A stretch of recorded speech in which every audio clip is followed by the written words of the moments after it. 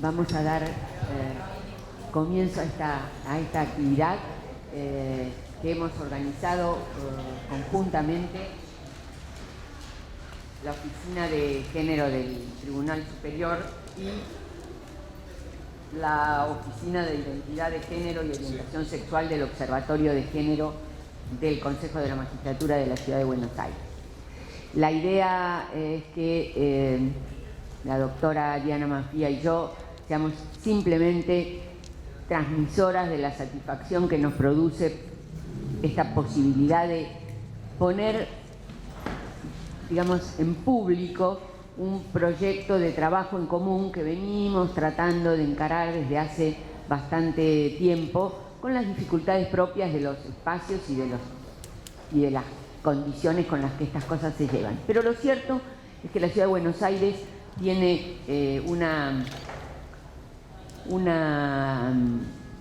un interés, y lo ha demostrado, y el ámbito judicial también, en atender a las cuestiones de género en muy diversos aspectos. Nos pareció que la oportunidad de traer aquí y presentar un libro que se ha publicado en el marco de la actividad del Consejo de la Magistratura tiene una importancia especial, muy particularmente por el tema y por quienes nos acompañan y a quien presentaré oportunamente. Quiero ahora cederle la palabra a la doctora Diana Mafía, que seguramente tiene más cosas que decir que yo. Bueno, muchas gracias. Le agradezco mucho a Alicia Ruiz como miembro de este Tribunal Superior de Justicia y como responsable de la Oficina de Género, darle relevancia a un reclamo de derechos humanos desde las experiencias de la diversidad sexual, repensar los derechos, sobre todo económicos, sociales y culturales, desde quienes muchas veces tienen dificultades de acceso a la justicia, muestra una voluntad, una disposición a considerar estos derechos en su máximo nivel. Y yo creo que este es el aspecto simbólicamente relevante de estar acá haciendo esta presentación. Tareas en común entre el Observatorio de Género y la Oficina de Género de la Corte hemos hecho desde el comienzo con el doctor Molina Quiroga, que es el Centro de Formación Judicial, en las capacitaciones de género y derecho. Hemos contado con parte del equipo de Alicia Ruiz, con Paula Viturro y con Emiliano Litardo, y hemos hecho muchos trabajos vinculados con derechos de la diversidad sexual. Me parece que en esta línea, cuando se sumó la Oficina de Diversidad a cargo de Loana Berkins, la iniciativa de Loana fue este tratado, que lo hemos usado, que lo hemos difundido, hagamos una edición, pero que sea una edición bella. En esto tiene mucho que ver la editorial Pusgaires, tiene mucho que ver la editora, tiene mucho que ver la ilustradora, que no sé si está por acá, Ana Sanfilippo, bueno, el director de la editorial. Pusieron este esfuerzo. Pensemos que es una editorial judicial, realmente un objeto bello en una editorial judicial es un mérito, me parece, destacable, ¿no? Diverso, multicolor, etcétera. Lo presentamos en la Feria del Libro, pero esta presentación es, desde el punto de vista de la justicia de la ciudad, muy relevante para nosotros. Editarlo en la justicia de la ciudad, distribuirlo, se ha distribuido entre todos los jueces y juezas de la ciudad, poder difundir su contenido, hacerlo con las personas que creo que son las máximas expertas en este tema, Loana Berkins y Mauro Cabral, las personas de las que yo sigo aprendiendo lo que sé sobre temas de diversidad, que además tienen para transmitir una experiencia vivencial, tanto en la lucha por los derechos en la ciudad de Buenos Aires, donde hemos tenido fallos judiciales favorables que precedieron las leyes de matrimonio igualitario y precedieron la ley de identidad de género. Es una justicia que ha sido muy progresista en este aspecto de reconocimiento de derechos, y esto también me parece que queda de esta manera testimoniado. Que podamos tener entonces esta experiencia en la ciudad y la experiencia internacional que nos va a transmitir Mauro, que además estuvo presente en el grupo de expertos, en el que algunos de ellos eran expertos en el tema de diversidad, la mayoría eran expertos en derechos humanos. Este diálogo es un diálogo, creo yo, que está todavía en camino, que ha empezado pero que no ha madurado lo suficiente, que hasta que esta declaración se convierta en un tratado, que yo creo que es algo perfectamente posible, es algo viable, es algo que también está dentro de la construcción que se va haciendo, incorporar estos derechos, no como parte de derechos de una minoría, sino como parte de la construcción de derechos y la construcción de ciudadanía que nos cabe a todas las personas hacer, cuanto más responsabilidad tenemos en el ámbito de la justicia de manera mayor. Así que les agradezco mucho que estén acá, que se lleven el libro, que lo lean y que lo difundan. Y nuevamente muchas gracias, Alicia, por darle este marco y esta dimensión a esta presentación. Bueno, ahora sí vamos a darle la palabra a quienes tienen cosas para decirnos desde la experiencia, desde muy diversas experiencias, pero que se combinan y construyen una perspectiva compleja e interesante. En primer lugar, vamos a escuchar a la señora Loana Berkin, que, como ya se ha dicho, es responsable de la Oficina de Identidad de Género y Orientación Sexual y ha participado de manera muy activa en la lucha por el reconocimiento de las identidades y de la diversidad. ¿Qué tal? Bueno, buenas tardes. Agradezco la valentía de todos y todas de desafiar el clima y estar hoy acá. Bueno, agradecer a Alicia y a Paula Viturro, a Emiliano y a mucha gente que veo que no es casual que estemos hoy acá, porque son compañeros y compañeras que nos ayudaron, nos acompañaron en la lucha, ¿no? Y a veces me pasa con las compañeras travestis más jóvenes que lo único que tenemos en común es ser travesti. Y siempre me veo al final de la fiesta, de la reunión, como el abuelo, más me ven como el abuelo que llegó de España, bajó del barco y te voy a empezar a contar toda la historia, cosa que a mí me gusta, ¿no? Para que no se pierda esa historia, esa memoria colectiva que tantos nos cuesta construir, ¿no? Y poder hablar hoy acá, en este ámbito, en la justicia, donde todo el tiempo mientras hablaba Diana y Alicia me veía tentada a bajar el martillo, cosa que nos lo han bajado nosotras, y muchas veces, digamos, ¿no?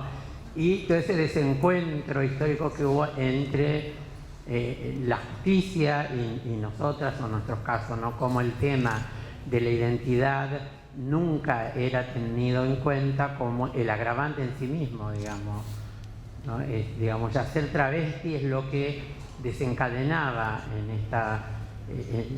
estas situaciones cualquier tipo de violencia y el cual nunca se tenía en cuenta, ¿no?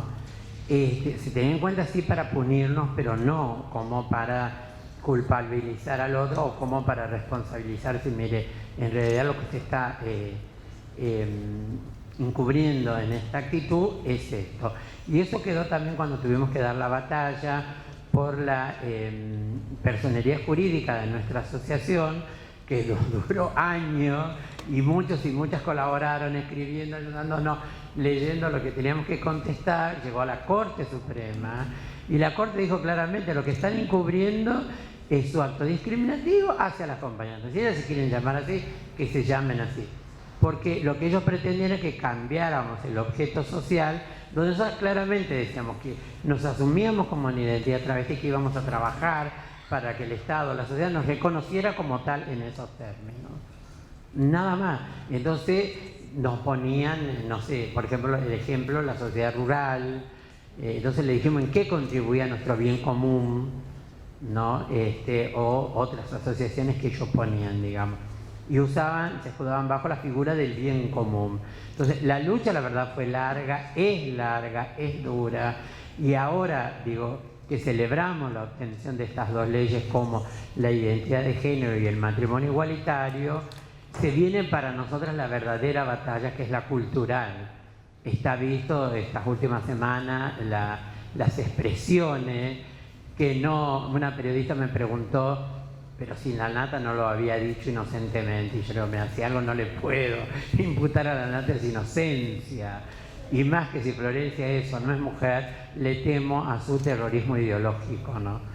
Como ese mismo, digamos, ese mismo medio donde él trabaja, que nos tenía en el rubro 59 o en las páginas policiales, digamos, ahora sale a decir esto, ¿no? Digo, claramente hay como toda una resistencia a estos avances. Y nosotros creemos que, digamos, toda la dura lucha que tuvimos que dar y que tenemos que seguir dando, nos encontramos en una etapa así como muy, muy buena.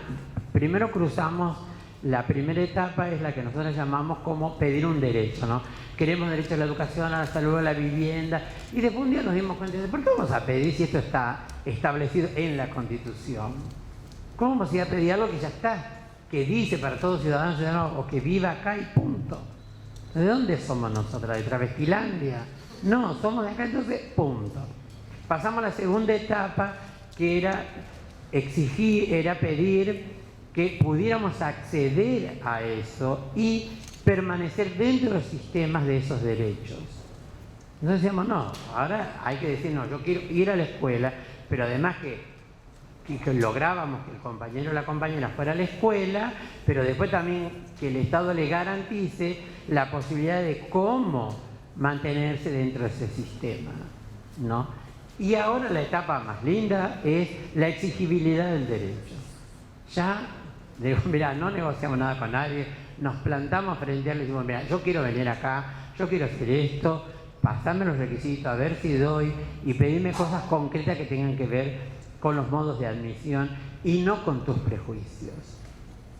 Porque si no, hay lo que nos dábamos cuenta, que lo que opera es el prejuicio de la persona. Entonces ahora estamos en esa etapa. Decimos a la compañera, mira, quería los... anda. O a veces nos escriben de Jujuy, de Salta, del sur. Luana, decime qué hospital tengo que ir a Buenos Aires. Digo, no venga a ninguno. Anda y si la ley es nacional, anda al hospital que queda a la vuelta de tu casa, al hospital de tu provincia. Exigí ahí el derecho.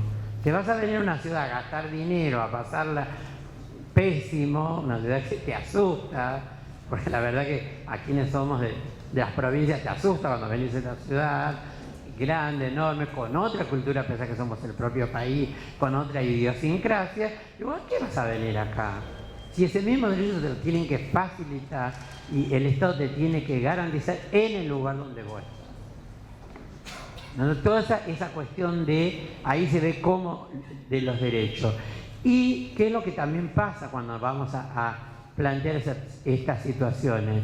También le dejamos claro decir, mire señora, señor, doctora, doctor, a quien le estemos exigiendo ese derecho, usted puede pensar sobre mí lo que quiera. Por eso, justamente nosotros luchamos por un sistema democrático que cada vez se perfeccione más, por rediscutir los términos de ciudadanía y democracia, pero lo que tiene que tener claro es que usted no me puede negar ningún derecho. Piense lo que quiera, es una cosa.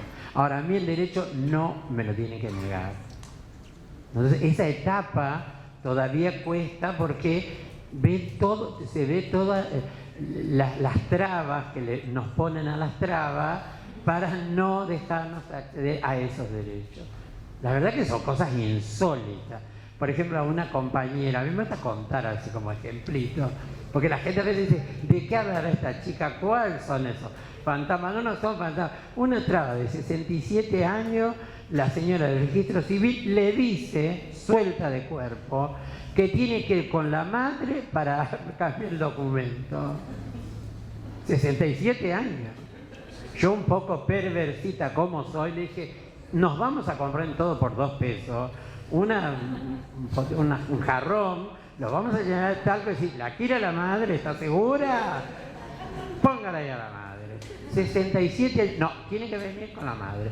Otra señora de otro registro civil, y no estoy diciendo señoras genéricamente, eran señoras en este caso, le pedía que la partida de nacimiento tuviera una foto.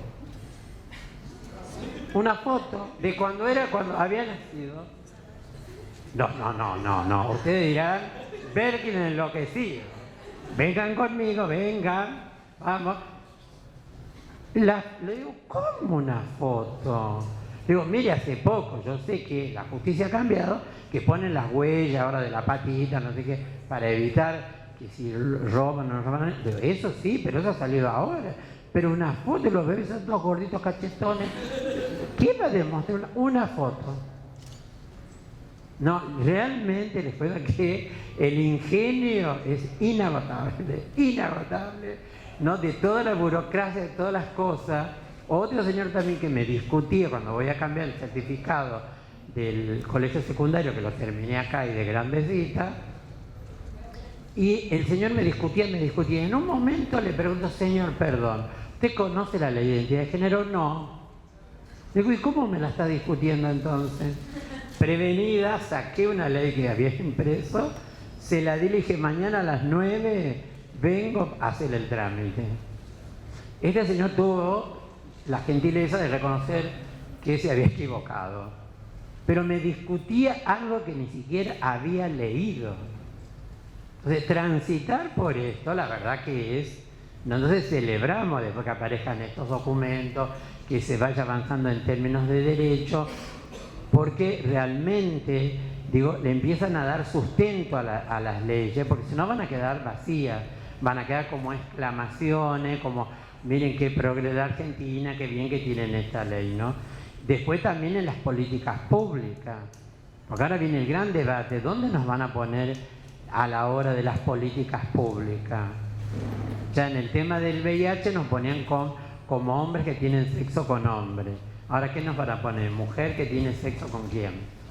¿No? O sea, nos van a volver a invisibilizar. Entonces hay que estar siempre como, ¿no?, ahí agarrándonos y decir, bueno, no nos invisibilicen, generemos una política, sentémonos, veamos cuál es la sujeta, los términos, las fronteras de la sujeta demandante y qué es lo que demandamos.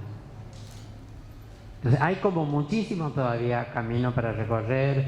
Nosotros no tenemos miedo justamente, pero me parece que esto, y sobre todo debatir, por eso la importancia de presentarlo en nuestros espacios, ¿no? Y también para que nuestra comunidad deje de ver a la justicia como una cuestión punitiva, porque la verdad que la justicia cada vez que operó sobre nosotras es de manera punitiva, ¿no? A veces cuando yo digo, no, pero mira, anda la defensoría, si me van a decir, no, la defensoría es otra cosa. Mirá, la justicia tiene quien te castiga, quien te puede ayudar, quien te... que se empiece a producir un diálogo entre la justicia y nuestra comunidad, ¿no? De ambos lados, que se empiecen a quitar cualquier tipo de prejuicios que hay ahí, digamos, la resistencia, el desconocimiento, ¿no? Porque muchas veces se obra porque se dice, porque se cree, porque se ha generado. Y una cuestión que a mí me obsesiona, especialmente de la justicia, una pregunta, porque la tengo así como un gran interrogante: ¿quién construye a la víctima? Y cómo históricamente la justicia construyó a la víctima. Pero que en nuestros casos tenemos que ir, sentarnos y decir, fuimos violadas, golpeadas, pegadas, echadas, maniatadas, y encima ahora tengo una gran enfermedad. Ah, bueno, también le doy el derecho, te doy algo. Y si todos esos requisitos no están, ¿qué pasa? Pero entonces empezar a pensar en fallos, trabajar y empezar a incorporar todas estas herramientas que tenemos como para generar fallos reparadores. Es decir, bueno, a ver, esta chica, ¿por qué no estudió? ¿Por qué no fue a la escuela? ¿Por qué no trabaja? ¿No? Y entonces, para mí el gran interrogante ahora es ver quién construye a la víctima, de dónde se la construye y cómo se la construye. Y qué se considera víctima también. Porque nos pasa que hay muchos servicios de asistencia a la víctima mujer. Digo, bueno, si es real, eso no se va a discutir, pero podemos correr esos márgenes, ¿quiénes podemos entrar o no? Entonces, empezar también a correr a estas políticas de esa binariedad varón-mujer, que no siempre nos tengan que hacer encajar en esos lugares, o me pongo acá o me pongo en el otro lado. Entonces, todo ese es un gran trabajito que tenemos nosotras, pero que también lo tiene la justicia, digo, ¿no? Que lo tenemos todo en realidad como sociedad. Entonces, cuando se habla realmente en términos de democracia y de ciudadanía, para mí es esto, ¿no? Y para mí lo interesante de la Ley de Identidad de Género, que pone por primera vez en el centro del debate la corporalidad y la gran pregunta de lo que es el cuerpo. ¿Qué es el cuerpo? ¿Quién se atrevería a decir exactamente qué es un cuerpo?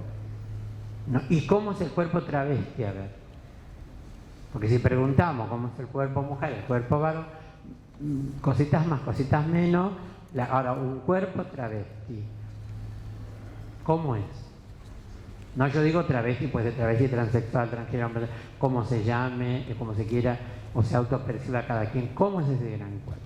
Tenemos como grandes interrogantes, así que vuelvo a agradecer a Alicia, vuelvo a agradecer a los compañeros y compañeras que están acá y gracias por haber venido.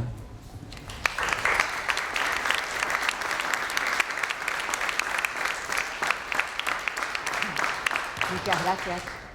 Muchas gracias a Loana, y me da también mucho placer presentarlo a Mauro Cabral, que es un especialista en estos temas y que además fue el único argentino que integró el equipo internacional de especialistas en derechos humanos que elaboraron estos principios que estamos presentando en este libro hoy. De tal manera que por eso decía que había experiencias múltiples, diversas, y que se combinaban para mostrar el panorama complejo del tema que estamos tratando. Mauro. Muchas gracias por la presentación, y muchas gracias también por la invitación. Yo he participado de distintas presentaciones de los principios. Esta es la primera en este ámbito, u otra anterior en la feria del libro. Pero para mí, digamos, esta es la primera vez que me toca presentarlo en este contexto, que a lo mejor en otras circunstancias podría ser un contexto extraño para quienes no formamos parte de la justicia, y sin embargo se trata de, digamos, un espacio donde hay, digamos, amigos y amigas, donde está mi compañero, donde hay gente con la cual milito y trabajo, donde está mi familia, mi sobrina que acaba de ir a buscar una galletita.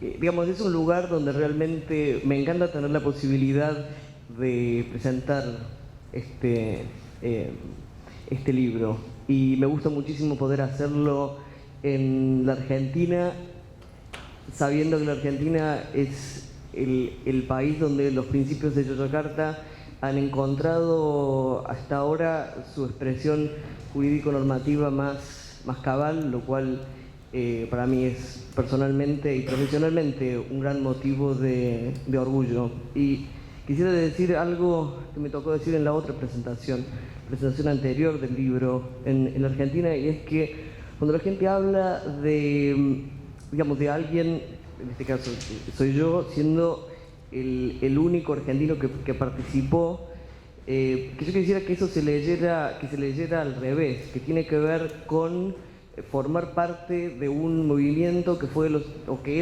era en ese momento lo suficientemente fuerte, pero además innovador y visible, no solamente nacionalmente, sino internacionalmente, como para poner a uno de sus activistas en ese lugar. Y eso tiene que ver con un trabajo sostenido a lo largo de toda la década anterior a los principios, e incluso hacia atrás. Yo empecé, hoy sacaba la cuenta, la verdad me dio un poco de impresión. Empecé a militar hace 20 años, en el 94. Y en ese momento me acerqué al activismo, pero también a algunas exploraciones críticas dentro de la universidad en la que estudiaba, en la Facultad de Filosofía y Humanidades en Córdoba, porque tenía dos problemas que para mí eran, digamos, parte del mismo. Era un problema así de una situación que me resultaba muy difícil de entender, y que también le resultaba difícil de entender a quienes estaban a mi alrededor. Yo, digamos, soy una persona intersex, y ese año todavía estaba concluyendo con un largo proceso de normalización corporal, sobre todo quirúrgica, que había tenido como propósito acercar mi cuerpo a un cuerpo promedio femenino. Y yo me identificaba como un hombre, y descubrí, digamos, leyendo, preguntando, que para el derecho argentino lo que había pasado con mi cuerpo, las intervenciones en las que había sido sometido, no constituía ningún tipo de problema digno de ser tratado. De hecho, constantemente, ¿no?, había una afirmación de que ese tipo de intervenciones no necesitaban ni siquiera ser consideradas por la justicia, porque se trataba de intervenciones necesarias para normalizar el cuerpo sexuado. Era algo que le pertenecía a la órbita médica, y el derecho no tenía nada que decir al respecto. Ahora bien, si yo quería modificar mi cuerpo, en este caso para acercarlo a un cuerpo promedio masculino, o simplemente si quería que el Estado argentino me reconociera como un hombre, en ese caso sí se trataba de una cuestión de máximo interés jurídico, y tenía que ser capaz de presentarle a un juez, a una jueza o a un tribunal una serie de requisitos, es decir, un diagnóstico psiquiátrico, distintas intervenciones, una prueba fehaciente de que yo era una persona estéril, y honestamente la diferencia en esa concepción jurídica de que los cuerpos intersex no valían nada por el derecho y que en realidad los cuerpos trans tampoco valían nada, es lo que me motivó a acercarme a distintos espacios de activismo, y en el 96 la conocí a Loana en el primer encuentro nacional GLTB de Argentina, y a lo largo de los años que siguieron,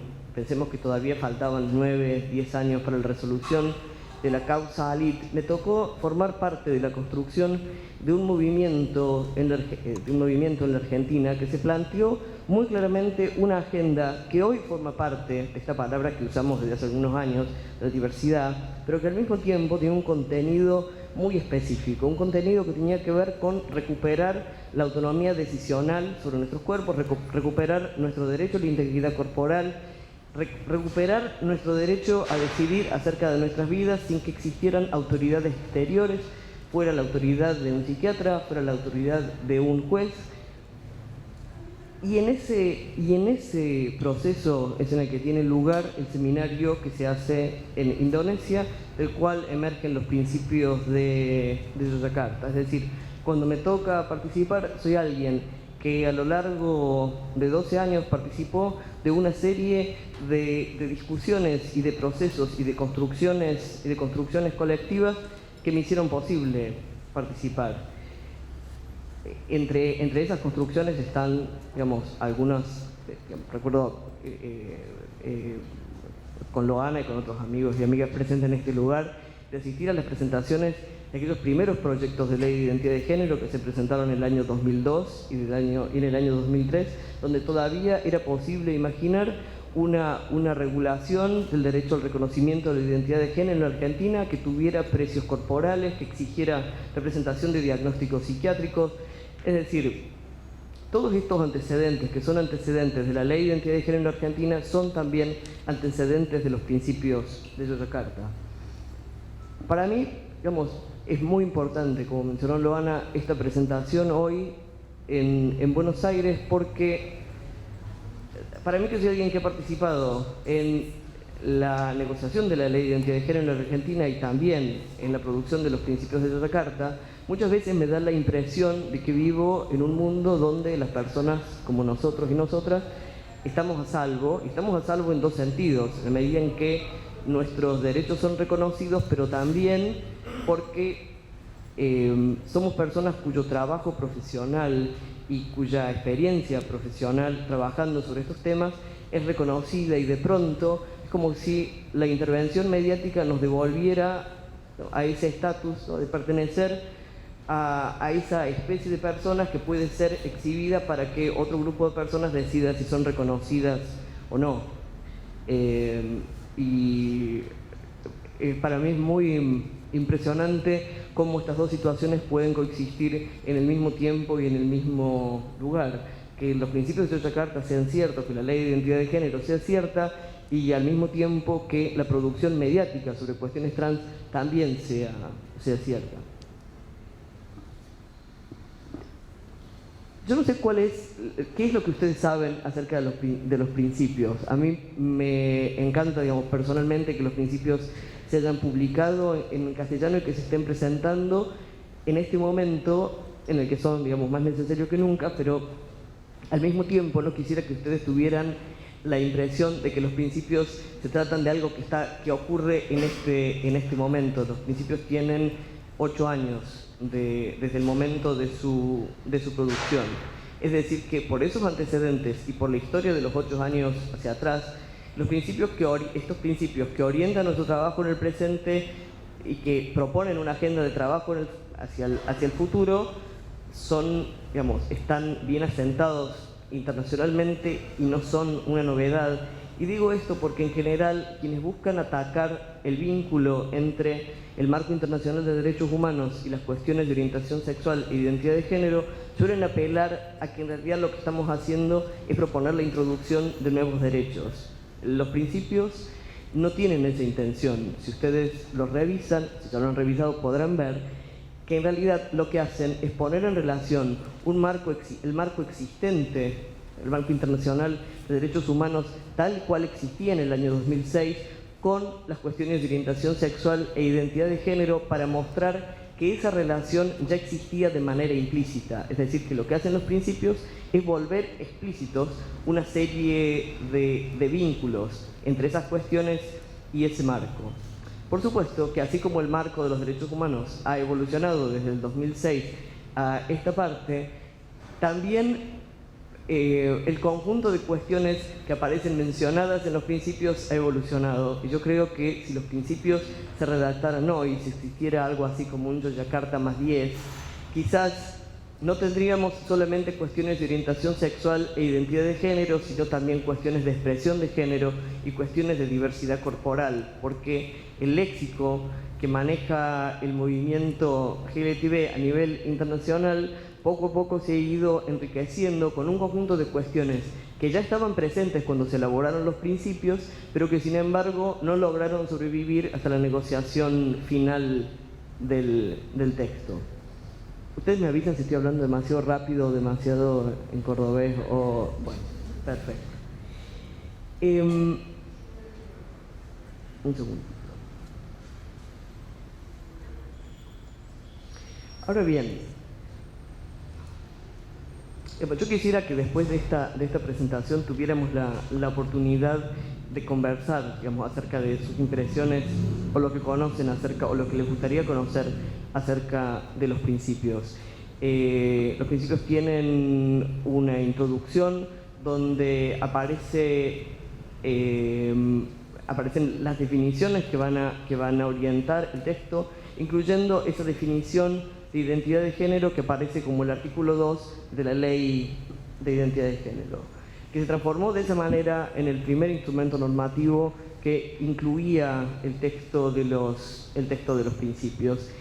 Y ese texto puesto en ese lugar desafía lo que es lo que parece ser el cierre normativo de la Ley de Identidad de Género en torno al binario de la diferencia sexual. Es decir, cuando pensamos que el Estado argentino solamente reconoce legalmente a hombres y mujeres, la definición de identidad de género de los principios dice que la identidad de género se refiere a la vivencia interna e individual del género tal como cada persona la siente profundamente. Es decir, que si hay algo que no hay en los principios es una afirmación del binario de la diferencia sexual tal y como existe en la lógica del reconocimiento a la identidad de género en la Argentina, como existe hasta ahora, porque la inclusión de ese texto, creo yo, es algo que permitiría ampliar las fronteras de ese reconocimiento sin quizás demasiada dificultad. Ahora bien, cuando se llegó al texto final de los principios de Yogyakarta, ya existían distintos países en el mundo que contaban con legislación en torno a lo que en la Argentina llamamos matrimonio igualitario. Sin embargo, no existía ningún país en el mundo donde fuera posible la expresión cabal de esta definición de identidad de género, o donde la identidad de género fuera reconocida como un derecho humano en el modo en el que lo requieren los principios. Y de hecho, no sé si ustedes, digamos, conocen o han leído o escuchado acerca de la negociación del texto, las cuestiones costó mucho trabajo introducir las cuestiones de identidad de género de un modo en el que ocuparan el mismo lugar en el texto que las cuestiones de orientación sexual. Hasta hace muy poco tiempo, el único país en el mundo en el cual el texto de los principios encontraba esta expresión de realidad, es decir, de no tratarse solamente de una proposición, o sea, avances hacia el futuro, sino de una realidad, era en la Argentina. El fallo de la Corte Suprema de la India en abril de este año, reconociendo el derecho de la comunidad hija en la India a acceder al reconocimiento de su identidad de género, y citando extensamente los principios, y el fallo de la Corte Suprema de Australia, reconociendo que es posible registrar el sexo de una persona de un modo distinto a hombre o mujer en Nueva Gales del Sur, establecen otros arraigos de los principios que hacen que deje de ser un texto que no es vinculante y que solamente puede ser citado, para transformarse en un texto que trabaja al interior de distintas legislaciones y leyes, como en el caso de la Argentina, como la nueva ley de identidad de género en Dinamarca, como la nueva ley de identidad de género en Holanda, y esperemos como la nueva ley de identidad de género en Malta y en Irlanda. Es decir que, aunque el texto aún no ha sido consagrado como el texto de una convención, es un texto que trabaja al interior del derecho y que tiene una influencia concreta y perceptible. Hay quienes dicen de que esa influencia tiene que ser abordada críticamente en la medida en que los principios, así como fueron producidos en determinada localización temporal, también reflejan el modo en el que Occidente define los derechos humanos y también define la naturaleza humana como perfectamente capaz de caber en dos ejes, el de orientación sexual e identidad de género, ignorando otros modos de comprender la organización de la sexualidad y de la identidad y de la expresión humana. Es decir, que aunque yo pueda estar en este lugar defendiendo el texto de los principios, me hago cargo al mismo tiempo de que los principios son una producción internacional, pero fuertemente marcada por la impronta de hegemonía occidental en la proposición y la negociación de los derechos humanos. A mí no me gustaría, no sé Alicia cuánto tiempo me queda, 5 minutos. A mí no me gustaría terminar así esta presentación brevísima sin recordar que, así como existen muchos países que reconocen hoy las uniones de personas del mismo sexo, y así como existe un país como la Argentina que reconoce el derecho al reconocimiento legal de la identidad de género con requisitos plenamente compatibles con el texto de los principios de esa carta, no hay aún ningún país en el mundo que haya dado una respuesta compatible con los principios en relación con la integridad corporal de niños y niñas intersex. En algún lugar, digamos, en los principios, bajo el principio 18, que habla del derecho a no ser sometido a abusos médicos, los principios tienen un párrafo que habla de la prohibición de efectuar intervenciones corporales destinadas a fijar la identidad de género de las personas. Esa no es exactamente la razón por la cual se producen y justifican intervenciones de normalización corporal. Sin embargo, ese párrafo, así digamos de mal escrito como está en los principios, sigue siendo una parte de los principios que todavía es un llamado, que no es una realidad, que no puedo referir a esta ley o a este fallo judicial o a esta política pública. Está ahí clavado como un recordatorio de decir, hay un conjunto de violencias que afectan a miles y miles de personas en el mundo, que están mencionados en los principios y que aún no han tenido ninguna articulación normativa capaz de ponerle fin. Y en ese punto, si bien en general se considera de que ese artículo es el único que concierne a las personas intersex, el principio de los principios de esa carta que habla del derecho a la reparación es un derecho que también nos concierne. Fue el punto donde quienes participamos de ese seminario, digamos, detuvimos nuestro trabajo, es decir, hablar del modo en que deben respetarse y promoverse los derechos humanos, y también el modo en el que deben repararse las violaciones a los derechos humanos. Cuando se trata de niños y niñas intersex y de personas intersex sometidas a prácticas de normalización corporal, no hemos sido capaces todavía en ningún lugar del mundo de evitar las cirugías ni de proveer la reparación adecuada a quienes han sido víctimas, o quienes hemos sido víctimas de estas violaciones a los derechos humanos.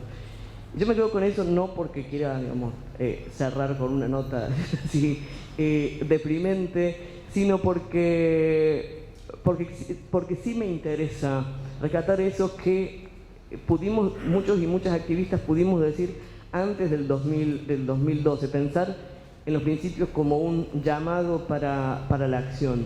Aunque tenemos en este momento leyes que necesitan ser reafirmadas, que necesitan ser trabajadas, pero que existen y que hacen realidad los principios en nuestro trabajo cotidiano, ese llamado sigue ahí presente y es un llamado en contra de la mutilación genital infantil intersex. Muchas gracias.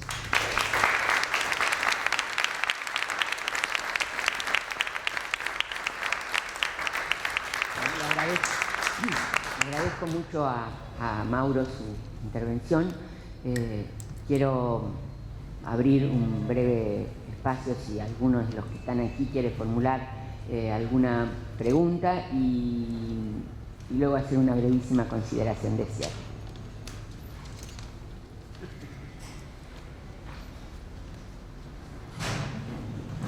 Me parece que los panelistas han sido tan rotundos que nadie se anima a... Vamos a empezar a preguntar nosotros. Está bien.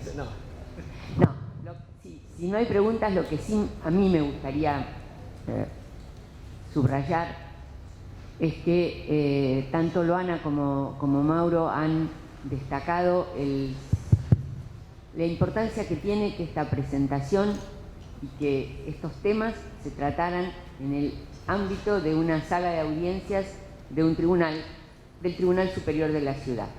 Y también en el curso de sus exposiciones y de distinta manera han aludido a la importancia y al valor simbólico, pero también a la efectividad que el discurso del derecho tiene en este campo, y sobre todo en esa paradojalidad que marcaba bien Mauro, de que por un lado uno invoca el derecho para que los derechos no sean reconocidos y al mismo tiempo uno padece el derecho, en tanto el derecho invisibiliza, niega, desconoce.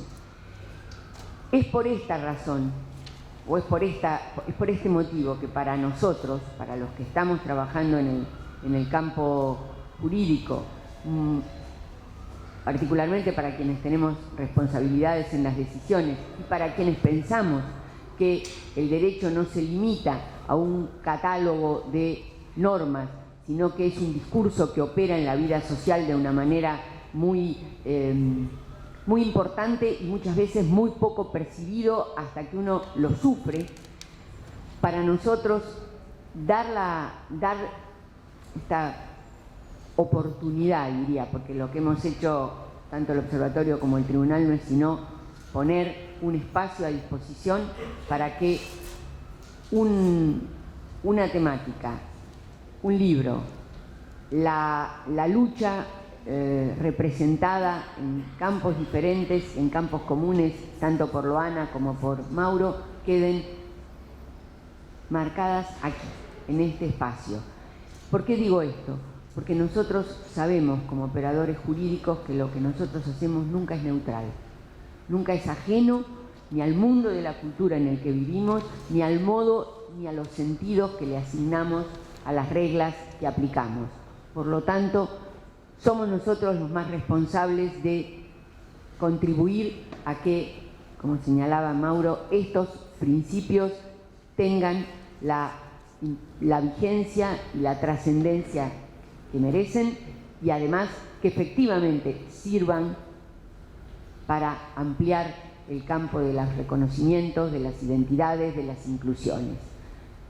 Quiero agradecerles a todos la presencia, especialmente a Loana y a Mauro y a Diana, que me acompañó en la presentación, y bueno, ya tendremos oportunidad de volver a reunirnos para seguir discutiendo estas o algunas otras cuestiones que nos parezcan importantes en el ámbito del género y de la diversidad. Muchas gracias.